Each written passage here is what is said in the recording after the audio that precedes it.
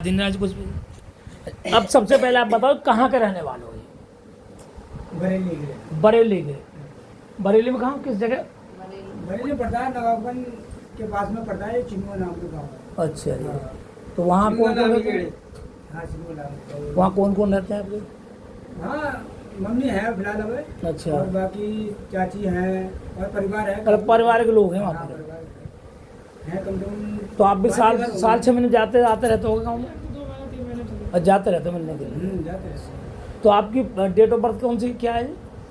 वही है 95। 95। तो शुरू से आखिर तक 95 12 महीने होते हैं। कौन से महीना है? 1995। डेट क्या है डेट? वही है 20/7/1995। 20/7/1995। तो आपका जन्म दिल्ली में हुआ गाँव में हुआ? गाँव में हुआ। अच्छा, यहाँ कब शिफ्ट हुआ आप? यहाँ तो हो गई 5 साल हो गए है ना ये। और पढ़ाई लिखाई कहाँ हुई आपकी? पढ़ाई लिखाई गांव में करी, कुछ यहाँ पे ओपन से करी थी 10वीं क्लास। 10वीं क्लास ओपन से करी है यहीं पर आकर के, बाकी पढ़ाई लिखाई में? हाँ। और उसके बाद में? उसके बाद में वहाँ जॉब कर रहे हैं अरवल में। तो 10वीं करी आपने? हाँ, 10वीं। मेरी लड़की ने बीए कर रखा है।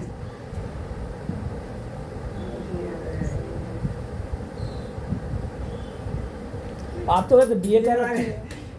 इंटर बताई थी मेरे टाइम ने। बीए बताई थी आपने मुझे? हाई स्कूल, हाँ हाई स्कूल ही बताई थी ना दीदी। मेरे से घर में सवेरे जब चल रहा हूँ बीए बताया था मैं, चल बराबर तो नहीं कम से नहीं कम। बीए ना बताई, मैंने बताई कि पढ़ा लड़का कम पढ़ा लिखा है, बाहर में नौकरी कर रहा है।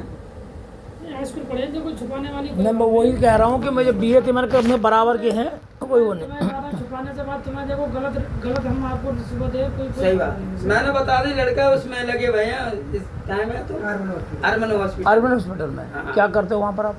वहाँ डॉक्टर के साथ रहना होता है, काम करना होता है, जैसे ऑपरेशन वगैरह होते हैं ना, हाँ। उनकी हेल्प करना। तो अब लैब में या डॉक्टर के साथ ही हो? उनको इंस्ट्रूमेंट वगैरह वो करना है जब वो ऑपरेट करते हैं जब वो? अच्छा। कई चीजें काम है, जैसे ऑपरेशन इंस्ट्रूमेंट लगाना और बोझ वगैरह दी, कई चीजें काम है। तो अब कॉन्ट्रैक्ट पे हो वहाँ पर? अब फिलहाल कॉन्टेक्ट पे ही है। कब से वहाँ पर? हो गए 2-3 साल हो गए। 2-3 साल हो गए। तो वो आपको सैलरी डिपार्टमेंट होते हैं वो कॉन्ट्रैक्टर देता होगा? हाँ, वही देगा कॉन्टेक्ट। कितनी सैलरी देते हैं? सैलरी वही है 16-17। तो पीएफ वगैरह काटते हैं, ये सब वगैरह नहीं? करता है। पीएफ ये दोनों करते हैं। कितना काटते हैं पीएफ? ये तो वही है कि 2500 रुपये करता है महीने का। पीएफ 25 रुपये कैसे कट सकता है? ऐसा कितने है, पे करता होगा? ESI पीएफ दोनों चीज मिला के करता है। नहीं कट सकते, है? नहीं कट सकते 2500 रुपये। क्यों?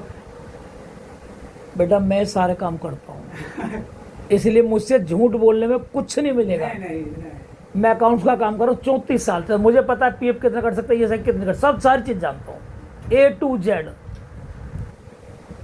1800 रुपये मैक्सिमम पीएफ कट सकता है, 1800 रुपये मैक्सिमम, और 160 रुपये ESI कट सकती है। तो टोटल मिला के कटे 1960 ऐसा है रुपये। हमारे पास जो, हाँ वैसे तो मैसेज जो करता है ना सिर्फ मिलती है हमें 1800 उसकी ही मिलती है। हाँ, तो वही बताया ना। मैसेज हमारे पास आता है तो 1300 कुछ रुपए ऐसे कुछ है, 2400 कोई साले कुछ और काट लो तो अपनी मर्जी के। हाँ, और मर्जी काटते हैं। क्योंकि हो सकता है कंपनी मिला जुला के देती हो, उस हिसाब से मैंने 2500 बताए थे, क्योंकि 2400 ऐसी कुछ आसपास है। तो सही बात है।